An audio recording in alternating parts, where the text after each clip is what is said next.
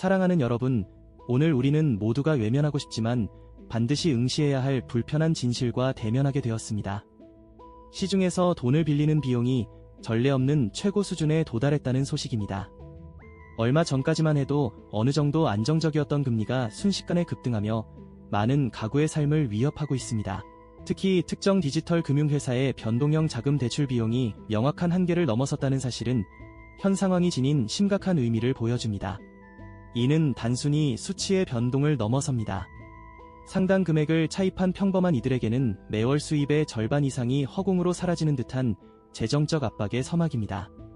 많은 이들이 중앙은행의 정책금리 동결 소식에 안심해도 된다고 하지만 실제 시장에서 움직이는 대출이자는 여러 외부 변동성에 의해 이미 통제불능의 상태로 치솟고 있습니다.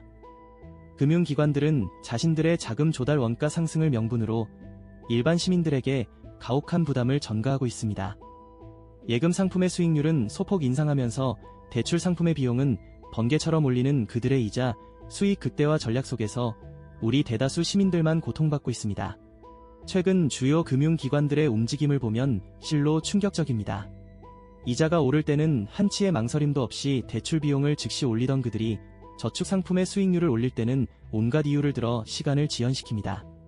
그 결과 이들 금융기관의 이자 관련 이득은 사상 최고치를 경신하고 있습니다.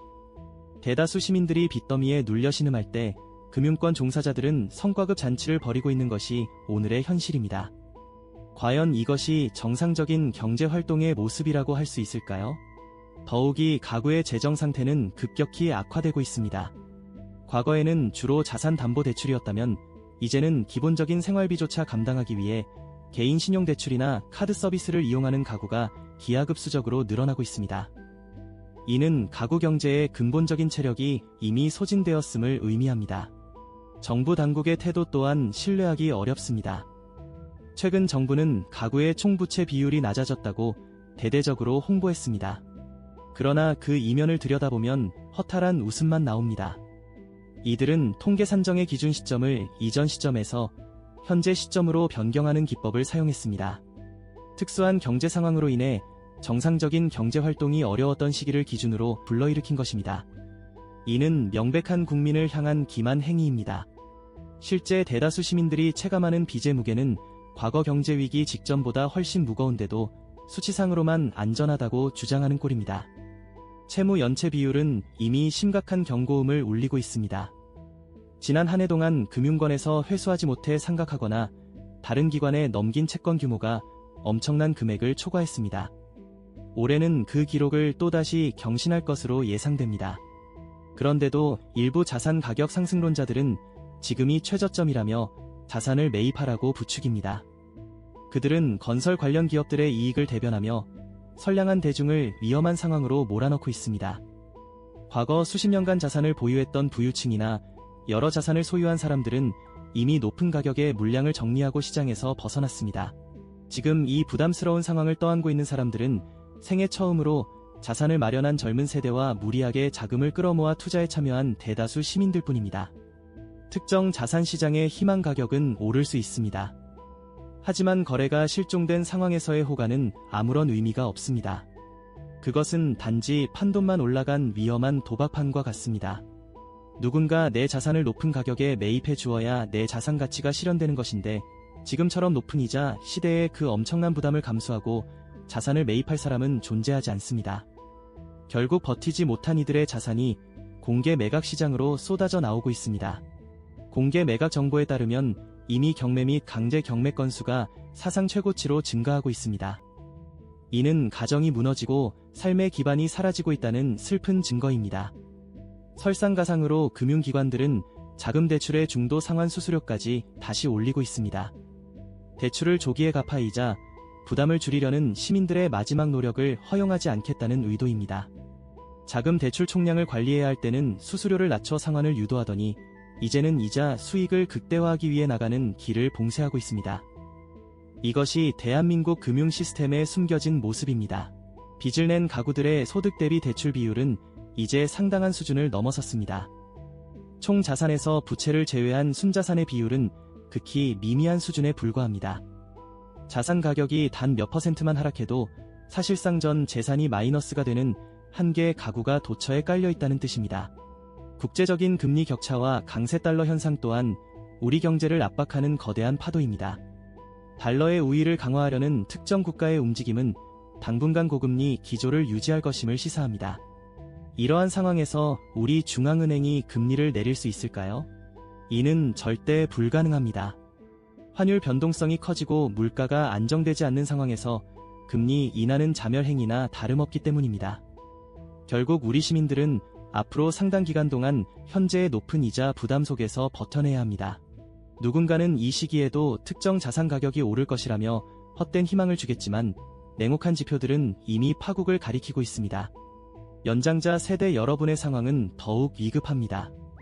평생을 애써 모은 노후 자금을 자녀들의 자산 마련에 보태주거나 마지막 자산 증식의 기회로 특정 투자에 참여하셨던 분들이 고금리의 직격탄을 맞고 계십니다. 자산 가치는 하락하는데 매달 지출되는 이자 비용은 감당할 수 없는 수준으로 불어났습니다. 노후 파산이라는 비극이 더 이상 남의 일이 아닙니다. 절대 간과하지 마십시오.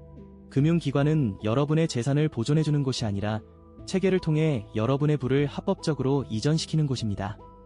지금이라도 늦지 않았습니다. 무리한 자금 조달을 통한 투자는 당장 멈추셔야 합니다. 지금은 수익을 추구하는 시기가 아니라 원래 자산을 보존하는 시기입니다. 고정금리에서 변동금리로 전환되는 시점이 다가오는 분들은 미리 금융기관과 상담하여 최악의 상황에 대비하셔야 합니다. 정부가 발표하는 국내 총생산 대비 가구 부채 비율이 하락했다는 소식은 통계적인 눈속임에 불과합니다. 실제 우리 국민들이 체감하는 가처분 소득 대비 부채 상환액 비율은 이미 감당 가능한 수준을 넘어섰습니다. 많은 연장자 세대분들께서도 노후 자금을 풀어 자녀들의 자산 마련을 돕거나 본인이 직접 투자에 뛰어드셨다가 큰 손실을 보고 계십니다. 자산 가치는 하락하는데 이자 부담은 눈덩이처럼 불어나니 노후 파산이라는 비극적인 시나리오가 눈앞에 닥친 것입니다. 여러분 절대 잊지 마십시오. 금융기관은 여러분의 이익을 위한 편이 아닙니다. 그들은 오직 자신들의 이득을 위해 설계된 시스템 안에서 움직일 뿐입니다. 지금이라도 냉정함을 찾아야 합니다. 무리하게 빚을 내어 자산을 늘리려는 탐욕은 지금 당장 내려놓아야 합니다. 지금은 이윤을 얻는 시기가 아니라 생존하는 시기입니다. 개인 가구의 현금 흐름을 철저히 분석하고 감당할 수 없는 부채는 뼈를 깎는 고통이 따르더라도 정리하는 용단이 필요합니다.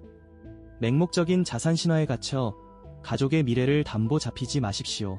이 채널은 여러분이 자본의 흐름 속에서 노예가 아닌 주인이 되기를 진심으로 염원합니다. 정부의 통계 조작이나 일부 상승론자들의 선동에 현혹되지 마시고 오직 사실만을 근거로 판단하시기 바랍니다. 시중의 자금 조달 비용이 특정 한도를 넘어선 시대는 단순한 위기가 아니라 우리 삶의 방식을 근본적으로 재고하라는 강력한 신호입니다. 소비를 절제하고 부채를 현명하게 관리하며 내실을 다지는 사람만이 이 혼란의 시기를 지나 웃을 수 있을 것입니다. 가구의 재정적 체질이 급격히 약화되고 있다는 사실에 주목해야 합니다. 부족한 일상 경비를 메우기 위해 신용대출과 카드 사용까지 동원하는 한계 가구들이 기하급수적으로 늘어났습니다. 이는 가구 경제의 기본적인 힘이 이미 완전히 바닥났음을 의미합니다. 변동형 자금 대출의 비중이 너무 높은 것도 문제입니다. 낮은 이자율 시대에 대출을 받았던 사람들도 이제 계약 갱신 시기가 도래하면서 속속들이 변동형 이자율로 전환되고 있습니다. 이 과정에서 매월 상환해야 할 금액이 급격히 늘어나는 가구가 속출하고 있습니다. 이것을 우리 가구가 얼마나 더 견뎌낼 수 있겠습니까? 정부는 특정 집단 지원이나 정책적 금융이라는 명분으로 대출을 계속해서 확대하고 있지만 이는 근본적인 해결책이 아니라 고통을 뒤로 미루는 일시적인 방편에 불과합니다. 오히려 이러한 대출 확대 정책이 시장의 이자율 인하에 대한 잘못된 기대를 자극하여 가구 부채의 질을 더욱 악화시키고 있습니다. 실제 연체율 지표를 보면 이미 위험 수위를 넘어섰으며 하반기로 갈수록 채무 불이행으로 인한 자산 매각 건수가 빠르게 증가할 것입니다. 공식 경매 정보 시스템을 보면 주거단지마다 이미 매각 건수가 눈에 띄게 늘어난 것을 확인할 수 있습니다. 이는 가구의 마지막 보루인 주택마저 지키지 못하는 사람들이 그만큼 많아졌다는 뜻입니다. 그럼에도 불구하고 일부 개발 관련 기업들과 그들과 연관된 세력들은 분양 가격을 올리고 견본주택에 방문객이 몰린다는 식의 조작된 보도를 통해 대중의 불안감을 자극하고 있습니다. 여러분은 이런 허위 정보에 현혹되지 마십시오. 지금은 현금을 확보하고 부채를 최소화하는 전략이 최선입니다. 이자율 인하의 전제 조건으로 제시되는 물가 안정과 가구 부채 위험 관리는 단기간에 달성될 수 있는 과제가 아닙니다. 오히려 환율 변동성이 커지면서 수입 물가가 오르고 이는 다시 이자율 상승 압력으로 작용하는 악순환이 반복되고 있습니다. 이러한 국제 경제의 흐름을 읽지 못하고 무턱대고 빚을 내는 것은 불나방처럼 타오르는 불 속으로 뛰어드는 것과 같습니다. 이 채널은 여러분이 이러한 위험에 빠지지 않도록 끝까지 함께하며 진실을 전달하겠습니다. 경제적 어려움은 준비되지 않은 이에게는 재앙이지만 철저히 준비된 이에게는 일생일대의 기회가 될 수 있습니다. 지금의 고통스러운 시기를 배움의 기회로 삼으십시오. 자산의 가치가 거품처럼 사라질 때 어떤 유형의 자산이 끝까지 견뎌내는지, 그리고 금융체계가 일반 시민들을 어떻게 착취하는지 명확히 탐구해야 합니다. 그래야만 다음 세대에게 이 아픔을 물려주지 않을 수 있습니다. 여러분의 재정적 자립과 안정을 위해 이 채널은 항상 가장 낮은 곳에서 가장 진실된 정보를 전하겠습니다. 주변에서 특정 자산 가격이 다시 오른다는 소문에 흔들리지 마십시오. 그 소문을 퍼뜨리는 자들의 의도가 무엇인지 파악해야 합니다. 그들은 여러분에게 물량을 넘기고 상황에서 벗어나려는 세력일 가능성이 높습니다. 냉정하게 시장을 바라보고 본인의 재정적 역량을 객관적으로 평가하십시오. 이 채널은 여러분의 지혜로운 선택을 지지하며 항상 곁에서 올바른 이야기를 하겠습니다. 여러분의 소중한 자산과 가정을 보호하는 파수꾼이 되겠습니다. 오늘 전해드린 내용이 여러분의 삶에 작은 각성의 계기가 되었기를 바랍니다. 힘든 시기이지만 서로에게 힘이 되어주며 이 고비를 함께 넘어갑시다. 여러분의 가정에 평안이 깃들기를 기원하며 이 채널은 언제나 여러분의 편에서 정직한 목소리를 내겠습니다. 긴 시간 시청해주셔서 진심으로 감사드립니다. 이 영상이 도움이 되셨다면 좋아요와 구독 부탁드립니다. 여러분의 응원이 제게 큰 힘이 됩니다. 다음 영상에서도 더 유용한 정보를 공유하겠습니다. 지금까지 자본의 뿌리였습니다.